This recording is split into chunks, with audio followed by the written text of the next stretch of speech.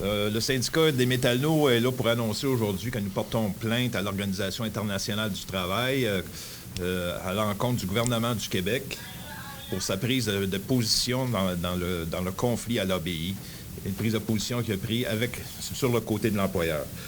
Donc, la plainte, elle s'appuie sur des violations à la Convention sur la liberté syndicale et la protection du droit syndical, ainsi qu'à la déclaration de l'OIT relative aux principes et droits fondamentaux au travail, ainsi qu'à la déclaration de principes tripartites sur les entreprises multinationales et la politique sociale. Par ces déclarations répétées, et souvent, il qualifiait nos positions de déraisonnables.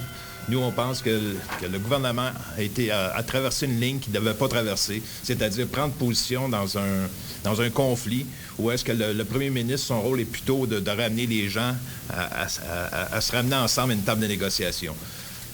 Alors, on n'a jamais vu au Québec, l'histoire moderne, une telle ingérence de la part d'un gouvernement. Comme Alain le disait, là, François Legault a traversé une ligne rouge, une ligne qu'il ne devait pas traverser. Puis c'est pas juste nous qui le disons, tous les spécialistes en relations industrielles, tous les spécialistes aussi qui font des ressources humaines sont unanimes à cet effet-là. Le premier ministre a induit la population en erreur en ciblant seulement 2 enjeux de négociation, alors que l'employeur est en demande de concession sur une multitude d'autres enjeux. Vous savez, c'est une négociation qu'on pourrait qualifier de concessive.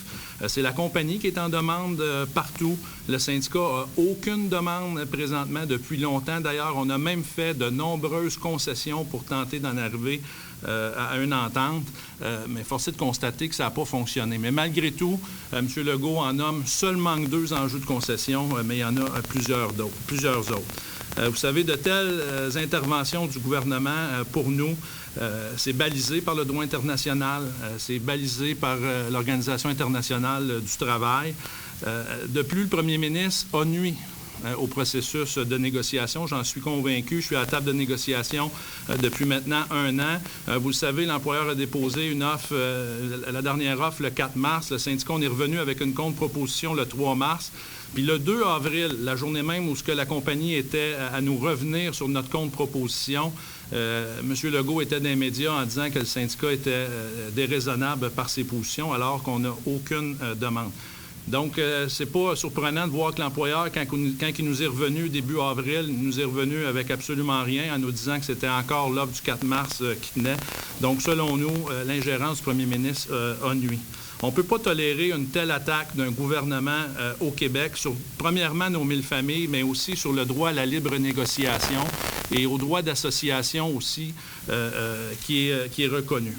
Les conventions et les déclarations de l'Organisation internationale du travail prévoient des droits aux syndicats, dont celui du libre exercice du droit syndical, celui de la reconnaissance effective de la négociation collective, celui de revendiquer librement et avec des chances égales de succès des conditions de travail pour les salariés d'ABI. Par ces agissements, le gouvernement du Québec a contrevenu à ces droits prévus aux conventions internationales. Puis naturellement, nous, avec toute l'attitude du gouvernement dans notre dossier, bien, ça nous met un doute sur la neutralité de l'État, la neutralité du gouvernement dans notre dossier. Il y a de nombreux exemples qui sont venus. Donc, exemple, le même jour que le gouvernement, le ministre Boulet déposait une hypothèse de règlement, le premier ministre intervenait, puis prenait parti pour l'employeur. Donc, au même moment. Donc, puis en plus, quand on a regardé l'hypothèse de règlement, on s'est rendu compte qu'elle était très favorable là, à l'employeur, entre autres sur la sous-traitance, là, qui donnait même plus de droits au niveau de la sous-traitance que ce qui existe, qui existait dans l'offre de l'employeur. Donc, ça devient très difficile de voir si la neutralité du gouvernement dans notre dossier.